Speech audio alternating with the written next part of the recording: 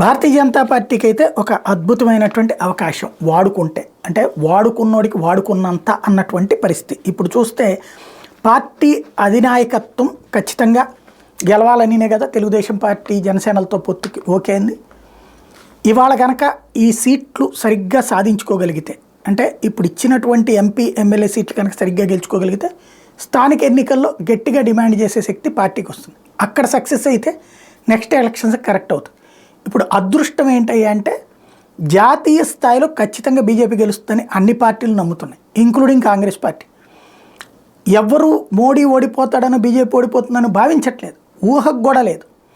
అదే ఇప్పుడు బీజేపీకి కలిసి వచ్చిన అదృష్టం. అందుకోసమే చంద్రబాబు నాయుడు కూడా డబుల్ ఇంజన్ సర్కార్ అన్నటువంటి పాయింట్. అయితే వాస్తవంగా డబుల్ ఇంజన్ సర్కార్ అంటే కేంద్రంలో రాష్ట్రంలో బీజేపీ ప్రభుత్వమే తప్ప బీజేపీ మిత్రపక్షాల ప్రభుత్వం అని కాదు.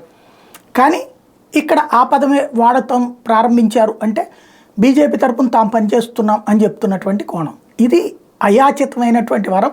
ఈ వేడిని అలాగే కొనసాగించగలుగుతారు లేదో చూడాలి.